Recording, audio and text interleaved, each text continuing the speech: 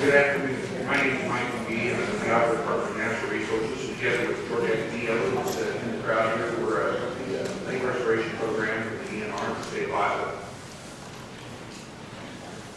And I think the title here is going to be, will resonate through here, is the partnerships equal success. This is not something that we can venture the department can do without partnerships and strong local support. The projects do not move forward. The Center for Ag and Rural Development at Iowa State University has done some analysis, of course, with the citizens of Iowa looking at our lakes. And what we know is 6 to 10 Iowans visit lakes each year. They visit multiple times, up to 8 times. And statewide, our lakes generate $1.6 billion in annual spending just by Iowans alone. This does not account for a difficult measure to look at what out-of-state spending might be. Of interest to know, we did this work in the middle 2000s and replicated this analysis about 2008 and 9, and found that we've seen about a 27% increase in lake usage in the state of Iowa. 2 factors probably. One was the economy. People were staying closer to home and recreating. But I think also the similar model, if we were in northeast Iowa and at the Field of Dreams, if they build it, they will come. I think we would say if we restore it, they would come there. So people want to go to the lakes that have been restored and good water. Other interesting note is when we looked at Iowa, there was a similar survey this last time looking at rivers. And then we asked the question, then, well, are river users and lake users discrete separate groups, or are they somewhat similar? And so we sent some of the surveys to both people, to lake users and some to those people who designated the stream users, and found that while there are some specific people that just use rivers and lakes, the vast majority of people cross back and forth and use both of the resources there. So aquatics and water, that's the important keynote. Our program here in the state is based on our significant publicly owned lakes, and these are multiple use public recreational resources. We develop lake and watershed assessments and restoration plans, and importantly, before we go in and do in-lake work, we have the watershed controls either established or underway before we go in, because we have a long-term goal of a 35 to 50-year return before we're back to major work. Now, that's not to say that there's a minor work that we need to be done, because watersheds and lakes have some variation from years to year. It's quite similar to if you're a farmer and you have to fix fence occasionally, or if you live in town, you have to change your house occasionally. But the major big restoration work, we do the watershed work in place and look at sediment and nutrient delivery so that we aren't back revisiting those systems. This is kind of a breakdown of our 134 significant public lakes. There are more in the state, but we kind of brought the list to this point here. And you can see constructed and man-made lakes are the majority, natural lakes. There are more natural lakes, but some of those are more shallow water marsh systems, or what we call tweeners. They're both marshes, and people still use these lakes. Surface mines, oxbows, and the Corps of Engineers reservoirs. There's 4 of those. From a lake restoration standpoint, the Corps of Engineers reservoirs, just Rapid Reservoir would be one that would be eligible with the program guidelines. Cedarville, Red Rock, and Coralville do not. We'll talk about that here a while later. So what do we look at for our prioritization for restoration? We look at water quality, benefit to the public, and restoration potential. And you can see some of the subsets that are under that. And additionally, the watershed and hydrology, just the makeup of the watershed. And one of the things that we developed is we kind of developed a water quality score that looked at both lakes, the lake water quality, and the watershed score.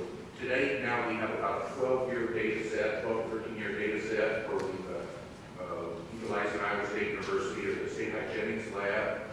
We sample our lakes 3 times a year to for water quality. With our water quality, we can monitor changes. And so what we did is there's basically 4 distinct categories where our lakes really fell into. Our best and most stable lakes, an example of that would be West Lake Little right at the top here. Lakes with good water quality but have poor watersheds. How could they have good water quality in the lake with poor watershed? We got to looking back at that a little more closely. It was a lake, for example, that had an invasive aquatic species like brittle naiad or curly leaf pondweed, racing water milfoil, where it's really tied up a lot of the lake's nutrients in the vegetation. Or lakes with poor water quality but have good watersheds. And this would be a lake that, for example, that might have a fish community like Common Park that's dominating the lake's water quality, but yet characteristically has a good watershed and should be a good water quality lake. So this leaves this last category, lakes with poor water quality and poor watersheds. And in this general region here, right in the middle there to down there, that's where the majority of our lakes fall into here in Iowa. And so this is what we would define with those lakes. The top one would be protection. In this lower quadrant would be inlet improvements. Then we have need significant watershed work before any inlet improvements are made. And need some watershed work to help maintain water quality would be the other category. And there again, West Lake Okoboji would be our gold standard, would be up there. Majority of our lakes fall in this category here, with the scattering here and there. But West Lake Okoboji is not immune. We shouldn't just ignore it, because there's constant pressure on that lake there, and we are seeing, on a somewhat reduced basis, but we are seeing some reductions in water quality in the system. These are our most common impairments for Iowa lakes: algae, turbidity, and bacteria. And these are our leaky water pollutants, nutrients in soil. Primarily phosphorus is what really drives a lot of our issues with the algae, and many times the phosphorus is attached to the soil. So these were lake restoration goals.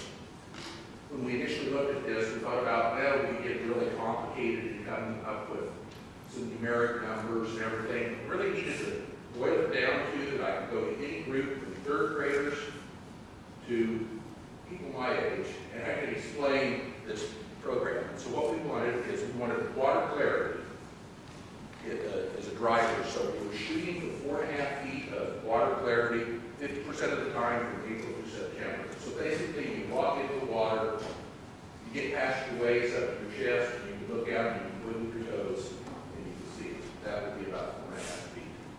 We wanted beaches to try and meet recreational use standards. Nothing makes the paper more so than a beach closing. Sustainable, healthy lake offerings, and our goal is to remove these systems from being buried water stress. We use a process the majority of the time, community-based planning. Our projects are voluntary. Our work in the watersheds is voluntary. If we don't have strong local support, these projects do not move forward. In fact, many times, that can be one of the determining factors as to why we move forward with one project and we don't with another, because we have a strong local support. We form local stakeholder groups. Many times they have diverse opinions, what they want in the lake. They get together and they work as a common goal to see what is best. Everybody has to get a table. And then we have a technical advisory group that can be experts from the DNR, from the NRCS, from IDOLS, county conservation boards, any county engineer, anyone that can help us out with improving the lake and the lake's watershed. This is just a quote from John Cruz. He happens to be the mayor of Storm Lake. He's an engineer by trade. And this is what he says about Storm Lake and the lake restoration work that's been ongoing up there, how it's driven the community and to move forward. This shows an example of where we're at around the state, about 40 to 50 locations, either progress, maintenance, planning. You see in the far northwest corner of the state, right along where the Missouri River above the big sewer would be, there's just not many lakes in that region, as is in the far northeast part of the state where we have the karst topography and we don't have many lakes there. So we see a real mix of lakes around the state. Our natural lakes, in many instances, have private ownership right to the high water mark, or the vast majority of our constructed man-made lakes are in public ownership. The entire shoreline is in public ownership. This is an example down in the southeast part of the state, Lake Darling, in Washington County. It actually transects into a couple other counties, also into Keokuk, Jefferson County. We've been there for a number of years. About 12,000 acre watershed. We worked with almost 60 different landowners down there on over 150 projects, improving water quality. We've reduced sediment delivery to the lake by over 50%. Just trying to think some other important facts. We're in the final stages of in-lake restoration there. We reconstructed the dam. It's 60 years old. The spillway had to be replaced. Watershed work, in-lake work is underway. We've also, in association with doing lake restoration work, we've taken this as an opportunity to make major improvements to the park's campground, so that when the system's down, we do all the major rehabilitation work, so it should be ready to go. The contractor's working today on the frozen lake bottom, removing sediment. We hope to be impounding water when the spring thaw hits this spring here. We've got fish that will overwintering that we'll be putting in the system. The roads in the park will be completed early this spring, and we'll be for a grand opening in around the 4th of July this year. All those lines, you can see those are from terraces, drop inlet structures, to working on pasture management, buffers, borders. We have a watershed coordinator that worked, a retired gentleman that worked through the NRCS office and with eyeballs and others, and really developed a great rapport with the landowners in the watershed, and the results have been a successful project. Here we are back up in northwest Iowa. We're at Black Hawk Lake. This is a small community of just about 12 or 1,500 people. We've got 25 different groups that are helping us with lake restoration up there. Develop a watershed restoration improvement program that at the outset, looking at funding and just participation, thought might take 15 to 20 years. They've already met the 5-year goals. They're pushing on towards the 10-year goals, and they're going to be pushing us to move forward with lake restoration. So we'll be getting some of those planning opportunities. One of the things we did last year is we took advantage of the drought, and this lake had a problem, common carp population in there. We removed the carp. We got a one-time removal of about 8,000 pounds of phosphorus. But additionally, we restarted with game fish. We have taken the water clarity from about 6 inches on the average to about 5 to 7 feet now. The problem is, obviously, with the nutrients still entering the system, until we do the long-term work in the watershed, we're going to battle some algal blooms and some aquatic vegetation. In the lower left quadrant, this is the bare expanse of the upper end of the lake. And about 6 months later, this is what it looks like in the lower right. Those are all aquatic plants that are growing up through there, from arrowhead to Pomo Eaton to a variety of different things. It's a fantastic happening in that portion of the lake this year. We've restocked the lake, and we're continuing to work on initiatives in the watershed there at Black Hawk. Here's our contact information. And what's important too, I think, of this website is we're required legislatively to provide an annual report. And you can find that report at our website for every year that not only outlines work we have accomplished in that previous year, the type of work we want to move forward with in the future. One thing that's a difficult concept maybe to discuss is our funding is on a year-by-year basis. These projects, many of them are multiple-year projects. And so what we have done is we've developed a spreadsheet that looks over the next 10 years at like the funding scenario and how many projects we can undertake and move forward with and get accomplished, so legislators get an idea of what it takes. And these are multiple-year projects, and you just can't confine yourself to 1 year.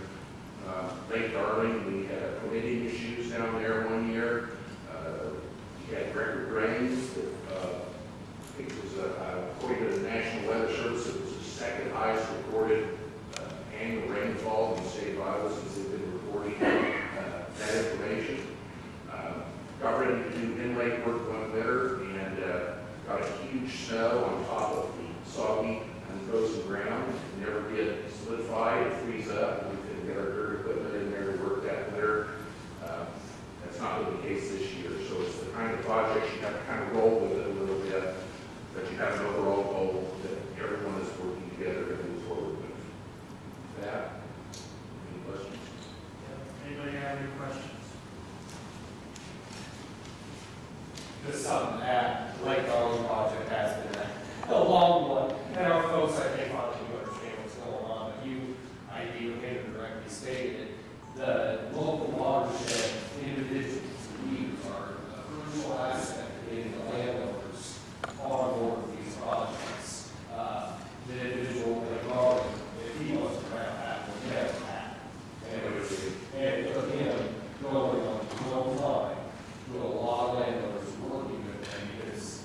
some of the plans